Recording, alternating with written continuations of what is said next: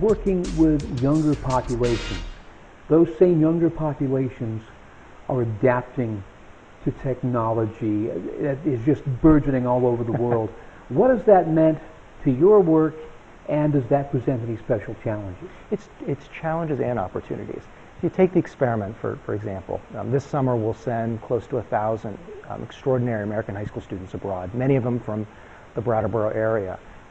Part of the ethos of the program is to go someplace where you're really away from your home, where you have an opportunity to culturally explore something that's new and different.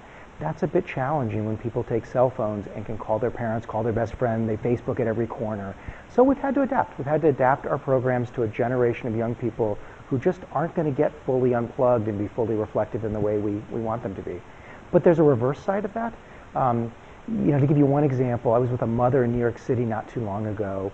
She had a daughter who was on one of our programs in Morocco, and she talked about how she had started to Skype with the homestay mother. So her daughter's in a program where she's living with a Moroccan family, and the U.S. mother and the homestay mother had used Skype to develop a friendship. And she started to cry because she talked about what it was like to be Skyping the night that Mubarak resigned, and to really understand. And she looked at me and she said, "I've never met a Muslim woman, but here I am on a phone with another mother, and what I really understood was how, as mothers, there was a common bond that really transcended not just geography and culture and space and time, but that really connected us." So there are current programs in Egypt, for example. Yes, actually we've been doing a fair amount. You get on TV and you see the young people in the square in Egypt. We've been doing a fair amount of work providing ongoing training and technical assistance to young people, mostly in their 20s in Egypt, who are trying to build civil society. It's interesting because in many countries, the government had been the sole provider of information to the people. Now you can blog on Facebook, you can post something on YouTube, and all of a sudden it changes the matrix a lot. How does that change what you do? Yeah, so you can think about it broadly. You can think about societies as broken up into a private sector, right, business development, a government sector, a public sector, and then what we call civil society, which is really the realm of citizens coming together to take control of their own societies, their own communities, and their own futures. Brattleboro is a great example of a place that's rich in civil society. And in fact, one of the reasons we bring young people from around the world to Brattleboro is not just because our campus is here, but part of the reason our campus is here is because if you really want to understand local forms of government, local forms of civil society, Brattleboro is a really great place to see it up close. This is an amazing historic moment for civil society. Technology not only allows people access to information, but it also gives people an ability to organize, to discuss, to share resource and assets in ways that would have been unthinkable 5, 10, 15 years ago. Technology is also opening up all kinds of interesting ways to think about more what we call kind of socially oriented forms of entrepreneurialism as they're connected to civil society. So, we're doing a lot of work with young people in India and young people in Ghana who are using technology to think about how to tap into markets to develop solutions to social problems. So how do you help low-income women in India sell goods into the developing world? How do you work on clean water projects that might have a market-based solution? For people a little bit older like me, it's forcing us to think across political categories in ways that I find remarkably interesting. Somebody said to me, I read about a week ago, that if you read the data on the world's problems and you aren't a little depressed, then somewhere you lost your head. But if you meet the young people who are working on the critical global issues and you don't feel inspired, then you've lost your heart. And I certainly see that at World Learning every day. So you have a unique experience not only as an international program, but you're a higher learning institution in Brattleboro, Vermont. One where there are several different forms of higher learning, but not a general campus like even a Keene State or a University of Vermont. What role does higher education play here for you? So we are an accredited academic institution, so we are a university, and we run our graduate programs out of our Brattleboro campus. In many ways, I argue with prospective students that we have the best campus in the country. It's called Brattleboro, Vermont. And it's a wonderful campus for a couple reasons. One is you'd be hard-pressed to find another community in this country that would be as opening and welcoming to our students as Brattleboro. And not just our U.S. students, but we bring people from around the world, and they are always welcomed in Brattleboro. um, in families and restaurants and stores in ways you just don't find even in most college towns. The second is our students come to the SAT Graduate Institute because they're interested in a very particular way of thinking about the world, and that way is very consistent with the values of Southern Vermont. There is no other community in the country where the experiment in international living could have been born and nurtured, and it's why 80 years later we continue to believe that the heart and the soul of world learning should be, is, and will continue to be located in Brattleboro. Now, how much of that is work on the campus? How much of that is work in the community? And what role does being an active community member play for your people? I think in some ways it's played a large role, but it needs to play a much larger role. We've been too disconnected from Brattleboro, in my view, over the years. We have faculty who are very active in the community. I think you'd be hard-pressed to find a local organization that doesn't have an SAT or world learning person sitting on its board who's active, and that's wonderful. But as an institution, our students have been active in the community. But as an overall institution, for too long, in my view, we've been kind of isolated up on the hill and haven't thought seriously enough about how we can and should contribute to the Brattleboro community. So we're doing a lot of work in that way. We're trying to make the campus more accessible to local organizations. The youth lacrosse team used our facilities this spring. We're trying to create more meeting space for local nonprofits. That's all great.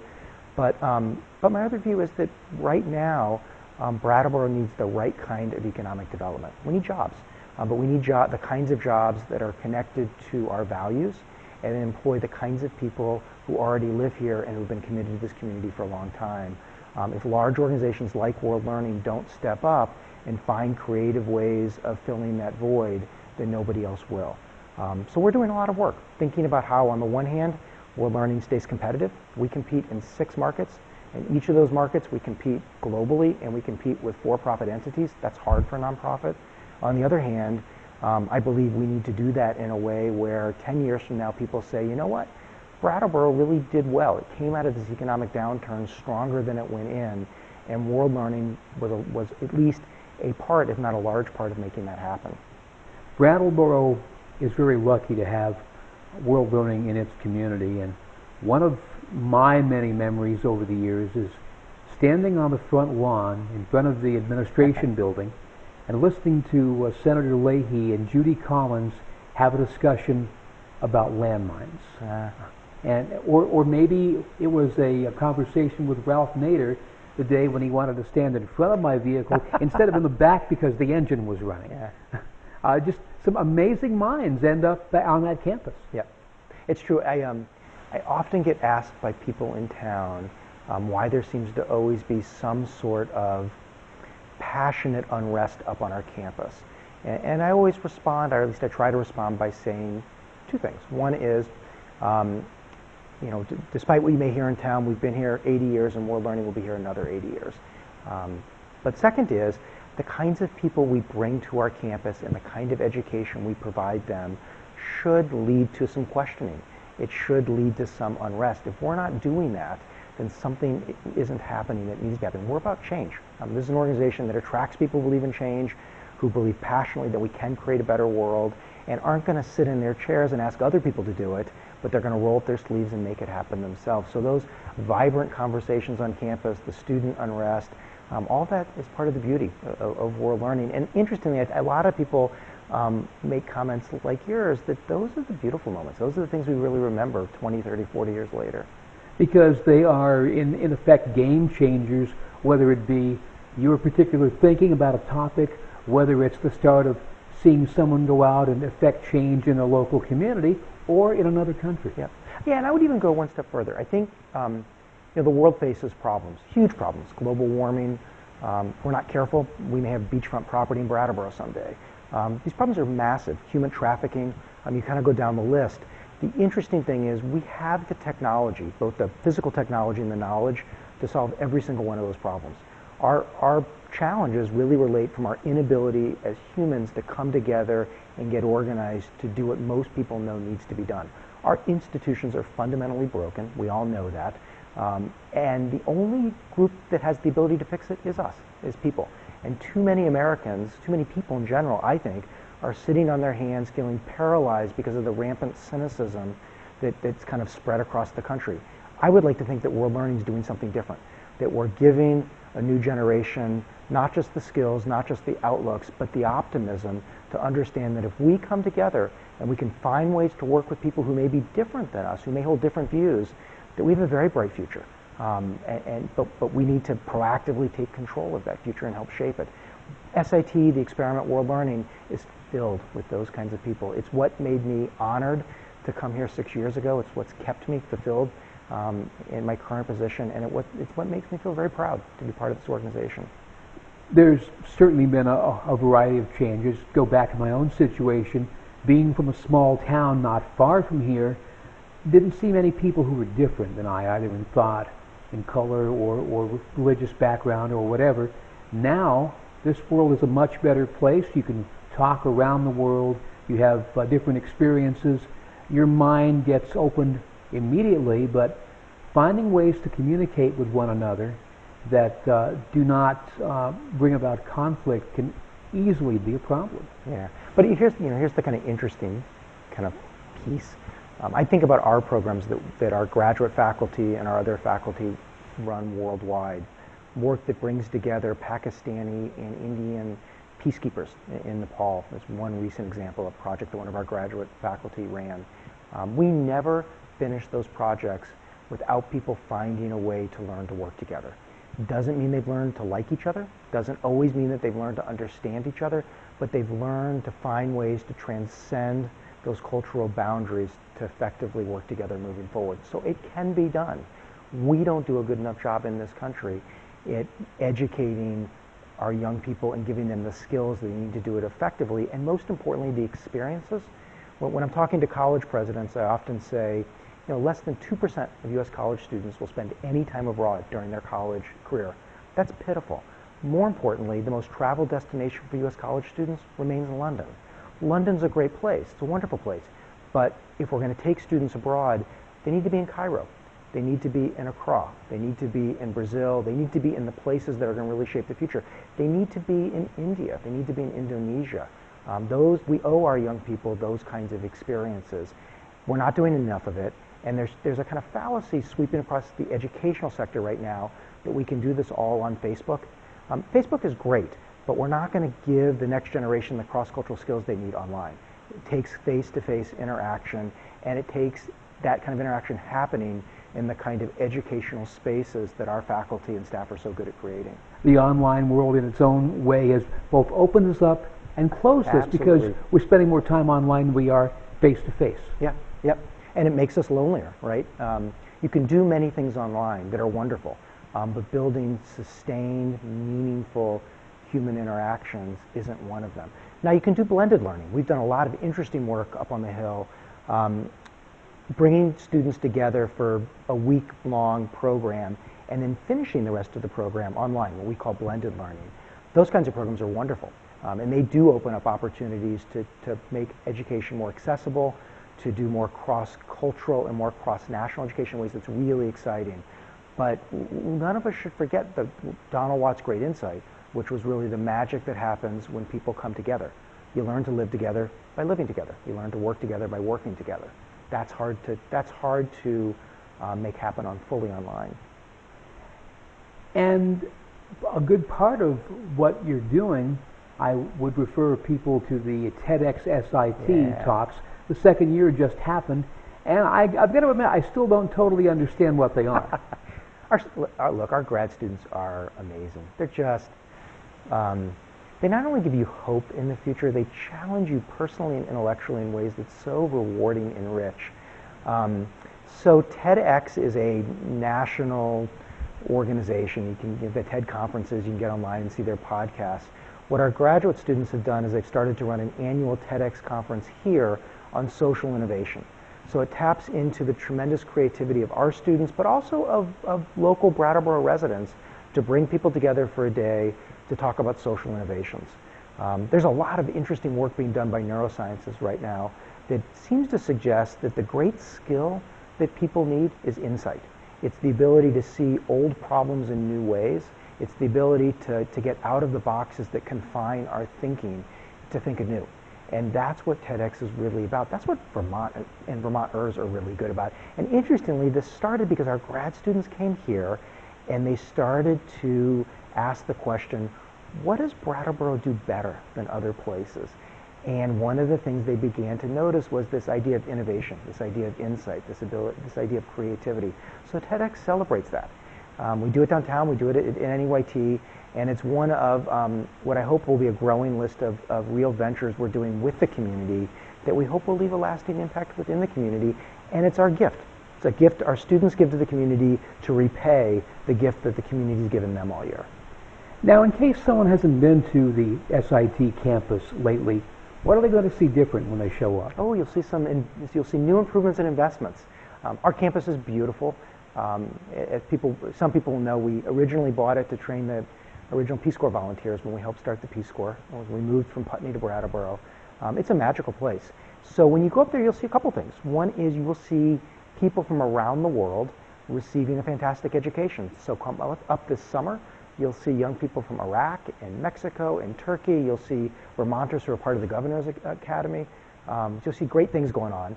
More importantly, you'll see investments. You'll see buildings we're fixing up, windows that are new, porticos that have been replaced, carpet that hasn't been walked on because it's new, a new generator. I would like one of my legacies as president, that I hope will not come for a while, to really be a kind of rebirth of our campus and a recommitment of our campus to Brattleboro. So we're making a lot of financial investments in the campus. We did some over the last year. We'll do even more over the next year, and that'll be probably a 3 to 5 year project for us. And as well, that has an economic effect on the community. Does it also mean a bigger workforce? I hope so. We went through a kind of challenging period, like a lot of organizations, where we had to take a really tough look at every single job we had to ask the question, does this job add strategic value to the organization, given where we're going, given where the markets are going? And that meant getting rid of some jobs. That was painful. It's something I hope we don't have to do again for a while. But it also freed up some capital that we've now invested in new positions. So yes, I would hope that over the next couple years, we will be part of two things. We will be part of adding more jobs to Brattleboro because we'll be doing more hiring. And if people get on our website right now, you'll see we are doing some hiring and have just done some hiring. But the other is, I hope that we will learn to run our business in ways that actually is more beneficial for other Brattleboro businesses. If we can do both of those things on top of bringing people from around the world to Brattleboro, then I think world learning can be a much bigger economic engine for the community in the ways that the community has defined for itself it wants economic development. That would be wonderful, and that's a clear strategic goal for us right now. Why do I get the feeling you're excited not only about world learning but about Brattleboro? I moved here with 3 kids and a wife and a dog. I feel so fortunate and lucky to be here. My wife and I have both grown up in ways we've lived lots of different places. This is the first place where we look at each other and we say, I hope we never have to leave. I look at my kids in the kind of experiences they've had, the friendships they've had. I'm proud of who they are. My wife is a wonderful parent. I do the best I can. This community has been a wonderful parent to them. So as a human being, I feel fortunate to be part of this community, and I would like to use the position that I'm currently in to give something back to a place that's not only given a lot to the organization I run, but has given a lot to me and to my family personally. Well, you've discovered what a lot of us do, even those of us who were here and didn't appreciate it at first. Brattleboro is the kind of community that allows you to grow up, and then when you have a certain level of contentment, it allows you to give back. Yeah. The only sad thing about Brattleboro, for those of us who have been fortunate enough to raise kids here, you become very attached, not only to your own kids, but to their friends, and then you watch them go off. And we need to do a better job finding ways so they come back someday. And that's what I hope World Learning will be part of the solution of.